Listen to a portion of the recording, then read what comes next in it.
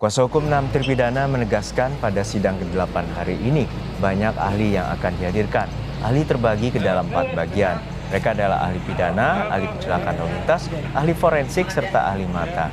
Selain 6 orang ahli pidana, kuasa hukum juga akan menghadirkan 2 saksi testimoni de auditu. Keduanya sempat menjadi kuasa hukum 6 terpidana pertama di tahun 2016 lalu. Agenda persidangan akan diisi oleh banyak ahli, antara lain ahli hukum pidana. Dari ahli kecelakaan dan lalu lintas, kita akan hadirkan Dr. Yuspan Zaluku. Kita harapkan bahwa besok merupakan sidang pemeriksaan terakhir untuk 6 terpidana. Dan kita akan menunggu keputusan dari majelis hakim atas permintaan ketua tim hukum kami, yaitu Profesor Dr. Oto Hasibuan, untuk diadakan pemeriksaan setempat atau sidang lapangan. Informasi terkini kita langsung sapa jurnalis Kompas TV Muhammad Syahrir Ramdan di Pengadilan Negeri Cirebon, Jawa Barat. Syahrir Ramdan, untuk saat ini siapa saja ahli yang akan dihadirkan bersaksi untuk menjelaskan terkait dengan sidang peninjauan kembali 6 terpidana kasus kematian Vina dan Eki? Dan juga selamat siang saudara, sidang ini merupakan sidang yang diprediksi akan terakhir oleh 6 terpidana yang mengajukan PK. Dan sidang hari ini menghadirkan beberapa ahli yang memang belum pernah dihadirkan pada sidang-sidang sebelumnya. Baik pada sidang PK sebelumnya, yakni terpidana yang telah bebas, dinyatakan bebas murni, yakni Sakat Tatal, dan juga sidang di tahun 2016 atau 2017 lalu. Ketiga ahli yang betul-betul baru dihadirkan pada sidang PK kali ini adalah, pertama adalah saksi mata, yakni ahli mata maksud kami, yakni Dr. Mayasari Wahyu Kuntorni dari Rumah Sakit Mata Cicendo Bandung. Kemudian ada ahli dari kecelakaan lalu lintas Dr.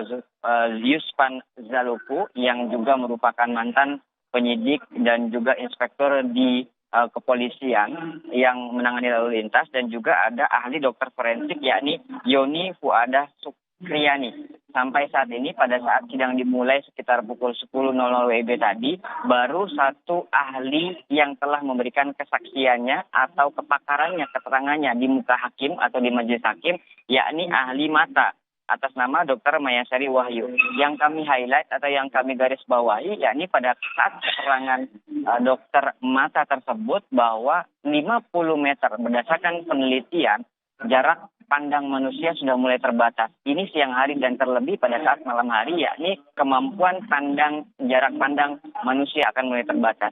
Yang hanya dilihat oleh manusia di atas 50 meter adalah sosok yang tidak dapat melihat 3 hal. Pertama mata, kedua hidung, dan ketiga adalah mulut. Sedangkan pada saat orang untuk mengidentifikasi benar atau tidaknya seseorang, identitasnya sesuai dengan yang dikenali atau tidak, itu adalah dengan 3 faktor tadi, mata, hidung, dan juga mulut.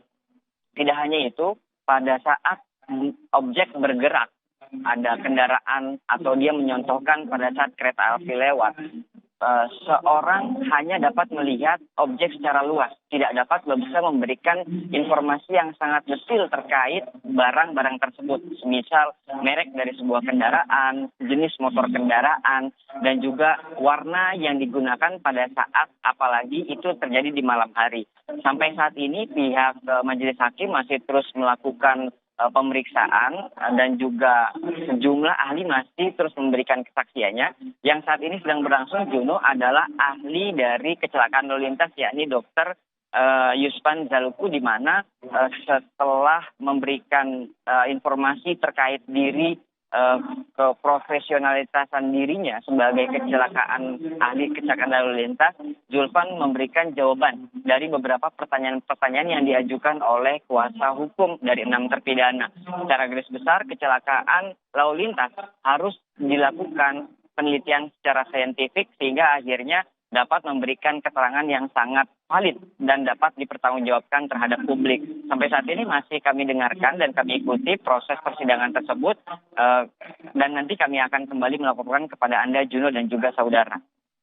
Oke, ini merupakan sidang pamungkas. Lalu sebenarnya bagaimana nanti kelanjutan dari sidang terutama dari tim jaksa untuk terkait dengan sidang peninjauan kembali bagi 6 terpidana ini?